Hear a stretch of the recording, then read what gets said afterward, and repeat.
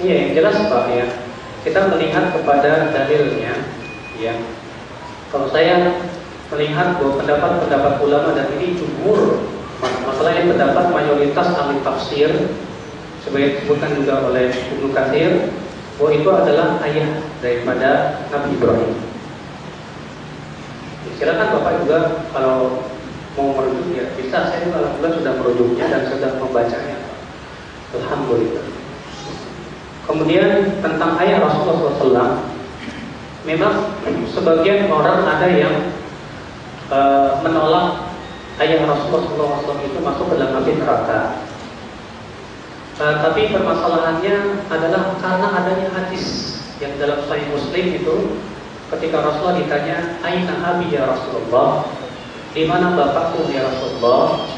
Maka Rasulullah menjawab, "Abi wa abuka finnar." Bapakku dan bapakmu dalam api neraka. Saya pribadi Pak ya, kalau bukan karena adanya hadis, saya tidak ridho bapak Rasulullah masuk neraka. Bagaimana bapaknya kok yang sangat dicintai oleh Rasulullah SAW? Ternyata karena ada hadis yang dimana lagi saya tidak bisa menolak. Adapun ayat, "Wa ma kunna mu'adzibina hatta nab'atsa rasulan." Tidaklah kami akan mengadab suatu kaum sampai kami utus dulu seorang rasul. Ya. Pertama, bahwa yang dimaksud dengan ayat ini adalah bukan zat rasulnya saja, tapi juga ajarannya harus sampai. Seperti di zaman sekarang Rasul sudah meninggal dunia, tapi yang ada sekarang siapa?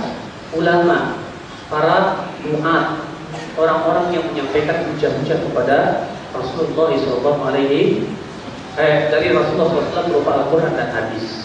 Ya. Sebab kalau yang dimaksud itu Rasul secara zatnya, berarti sekarang kita alul fatrah semua. Kita semua alul fatrah karena Rasul sudah meninggal dunia dan kita tidak sampai kepada kita Rasulullah SAW. Tapi maksudnya yang sampai adalah ajarannya. Ya. Maka dari itulah saya tidak memandang adanya perbedaan pertentangan antara ayat dengan hadis. Kenapa?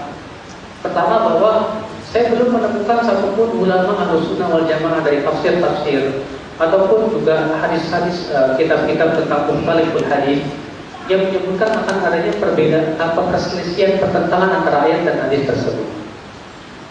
Iya. Apalagi kalau kita merujuk kepada kaidah usul fikih juga ada namanya kaidah apabila bertemu antara umum dan khusus maka lebih didahulukan yang khusus, di mana yang umum itu dikhususkan oleh dalil yang khusus. Maka dari itu ya Pak ya, anggaplah oleh Bapak bahwa ini adalah masih perselisihan. Saya lebih memandang dengan dalil-dalil yang saya miliki dan sudah saya baca dulu dalam kitab-kitab tafsir, ya, di mana pertama tentang Nabi Ibrahim tadi, bahwa kebanyakan mufassirin yang kalau bukan semuanya maka menyatakan bahwa itu adalah ayahnya sendiri. Ya, kemudian yang kedua tentang ayah Rasulullah SAW demikian. Bukan saya tidak menghormati, tidak. Tapi masalahnya ada hadis, gimana lagi?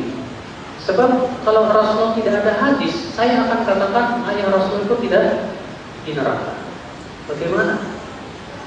Bahkan saya pada menemukan lagi hadis dalam riwayat Tabrani dalam Mujamnya, bahwasanya Rasulullah minta izin kepada Allah untuk menziarahi ibunya. Maka Allah pun mengizinkan. Lalu kemudian Rasulullah minta izin kepada Allah supaya agar memintakan ampunan untuk ibunya. Ternyata Allah tidak mengizinkan.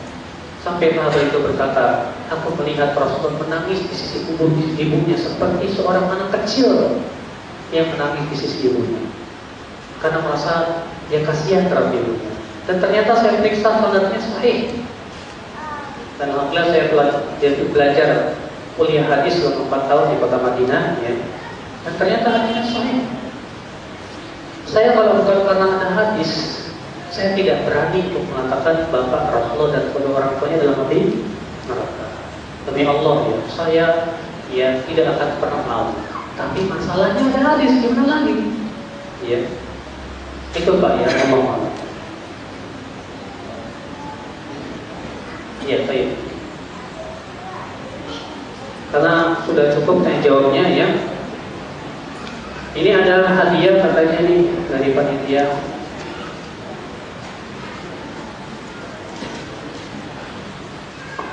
Yang bisa jawab angkat tangan. Sekali kasih dua bukunya. Punya benar. Sekali kasih dua buku. Sebutkan siapa yang dimaksud dengan Ahlul Bait.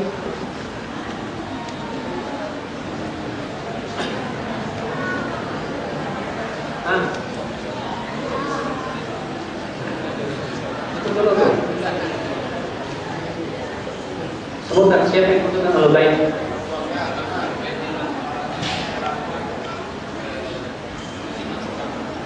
Yaitu yang diharapkan untuk menerima sedekah. Siapa mereka?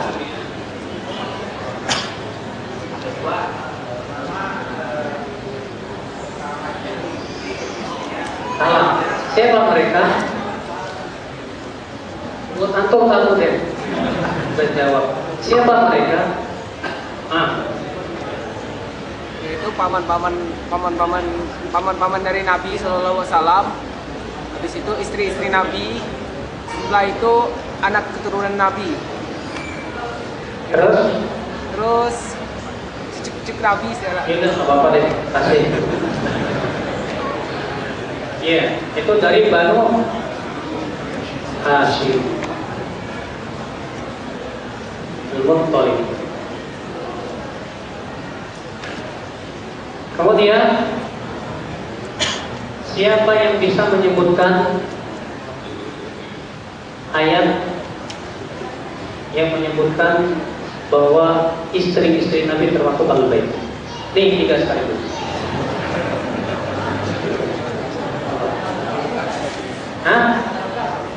Al-Azhar. Yang mana? Sebutin dong ayatnya.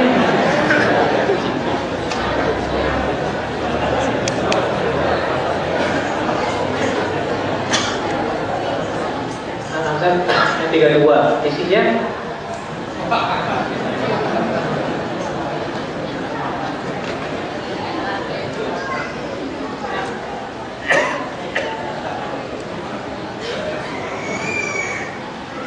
yaudah, buat antum satu aja deh.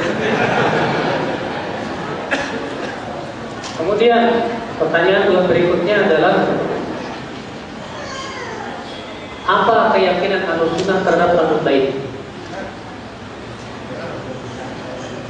Tidak berlebihan dan tidak melecehkan. Tetap kita mencintai mereka, ya, menghormati mereka karena mereka Ahlul Bait dan memberikan loyalitas kepada mereka. Ya.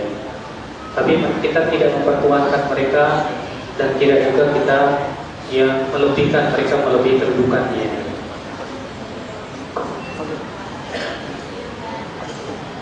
Selebihnya sampai dia.